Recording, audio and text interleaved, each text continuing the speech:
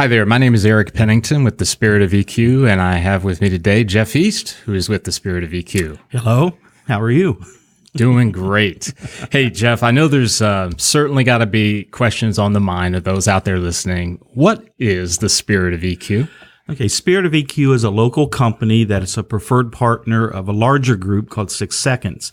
And Spirit of EQ works with individuals, works with groups, regular business people, some nonprofits, things like that, even with youth, to help them learn more about emotional intelligence, learn more about what emotions are for, and how they can use their emotions to just be a better person, boss, parent, kid. So that's our goal. I hear emotional intelligence a lot. You know, it seems to be the new corporate buzzword. Okay. So if I'm kind of green to that whole idea, Okay. if I'm just the average person on the street, how can I benefit from it? What emotional intelligence does is allow you to take the emotions that you're feeling and use them for the purpose that they're there for. It's just like when you're a kid and you touch a hot stove and you feel that pain and you learn, hopefully, not to touch the hot stove again. That pain is just giving you information. This is something that I need to be aware of. And emotions are the same way. The emotion of fear is neutral, which most or all emotions are. But that emotion of fear is giving you information. There's something there that I need to be aware of. Mm-hmm. If a bear jumps out in front of you, you feel fear, and then you decide what you're going to do with that. Am I going to fight it? Am I going to run away? Am I going to freeze, play dead, or I'm going to flock and find other people? Emotions are there for a purpose. And what emotional intelligence is it allows you to take those emotions and use them to respond to a situation rather than react. And we'll talk about that more in some of the future podcasts. As I was thinking about it, the Spirit of EQ, tell me a little bit about the history of the organization, the company, what it's done, where it came from, that kind of thing. Okay. The Spirit of EQ was founded by Jim Vave, who I worked with in another career in another company. The company that we were at, because of his interest in this kind of thing, we used a lot of different assessments, different kind of profiles, but then he found this one, he became certified in it, and we used it at that company.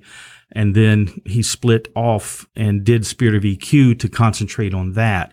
Jim and I and Jim's wife, Lynette, were all lucky enough to be able to retire from previous careers the first of this year and focus on this. That's a great story. I mean, you got to see this in action. Yeah. In that former life, and you guys want to take it and move it out to the world as a whole. Mm-hmm. And it's all kinds of organizations, regardless of size, individuals. Yeah, it can be anywhere from one individual. We have some tools that we could work with a large organization and be able to have a project with up to 3,000, 4,000, 5,000 people involved. Gotcha. In some of the vital signs, the stuff that's designed more for organizations. Okay. Well, I think you probably would admit or agree, Jeff, I mean, there's so many things out there that people are bombarded with messages. Mm-hmm. How to do this, how to do that, the 5 secret ways, the 5 important steps.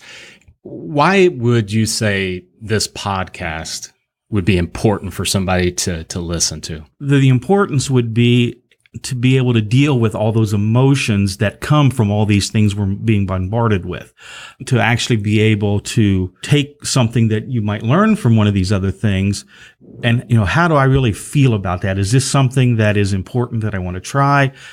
Am I neutral? Maybe it's okay, or no, this doesn't resonate, and be able to use your emotions to help guide you with some of that kind of stuff so that you do what's important to you.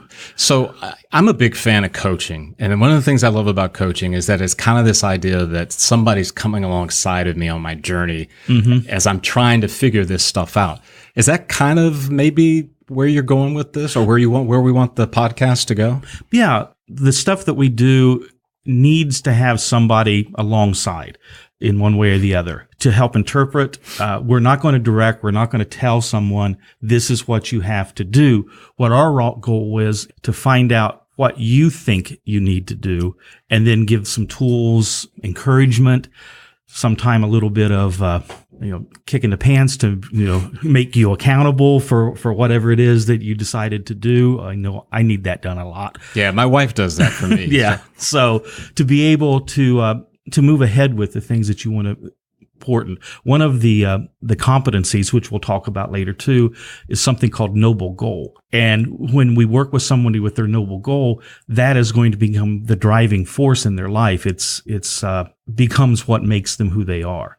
Most people have it. Most people have not taken the time to identify it. What I'm hearing, even though you haven't said the word, is learning. That this process of where I'm trying to figure out, what do I need to do? How do I proceed? So what is the learning philosophy of this part of EQ? Well, there's 5 things, and I'm not going to be able to tell this whole story of some of the ideas, but this comes from 6 Seconds. This is the company that we work with, and they have five things. One of them is wisdom lives within. As a coach, when I'm working with someone, I'm going to be asking them questions and help them discover their own answers. So the wisdom really lives within the person that we're working with, or the person that's listening to the podcast.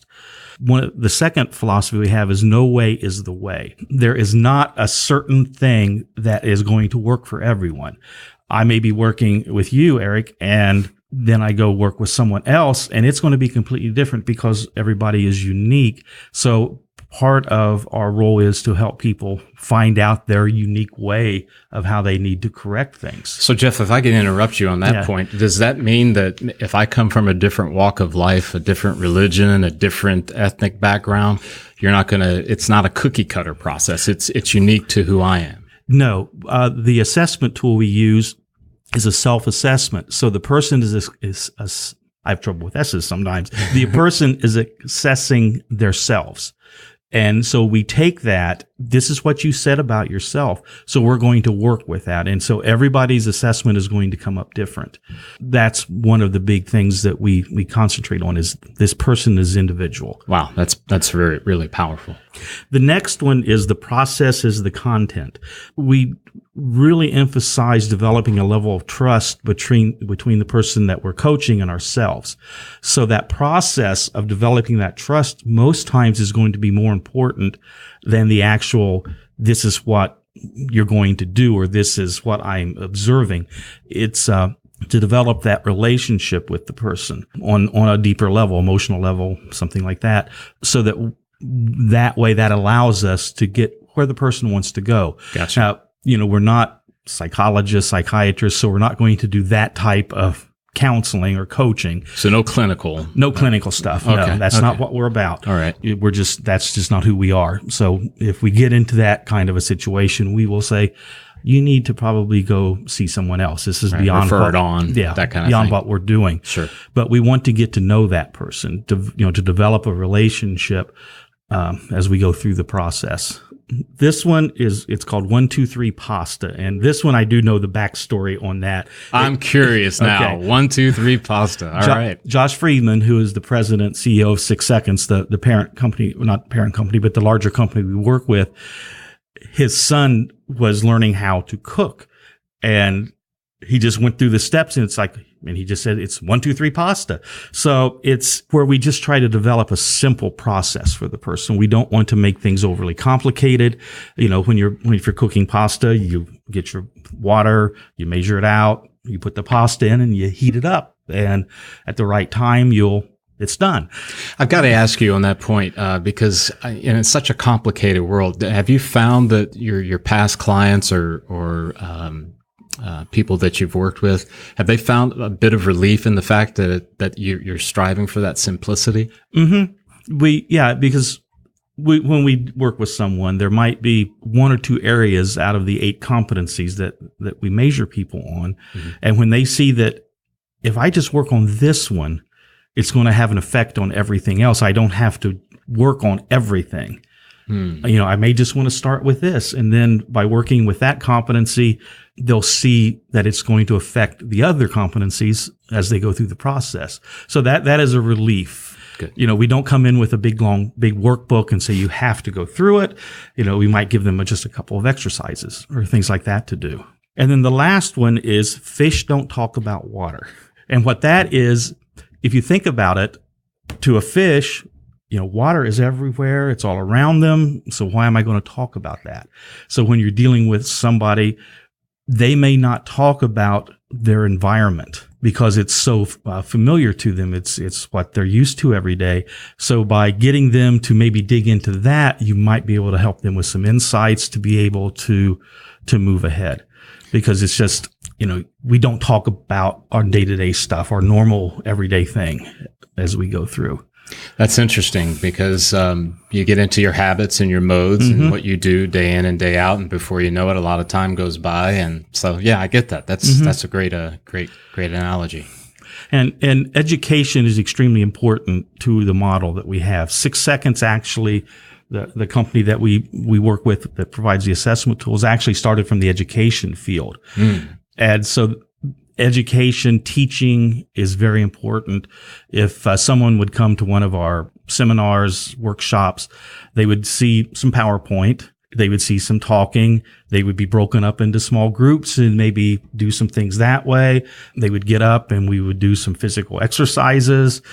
Then we come back and talk about them. So it's all those things that go into education to teaching. And we use that same model, whether it's with adults, businesses, or kids.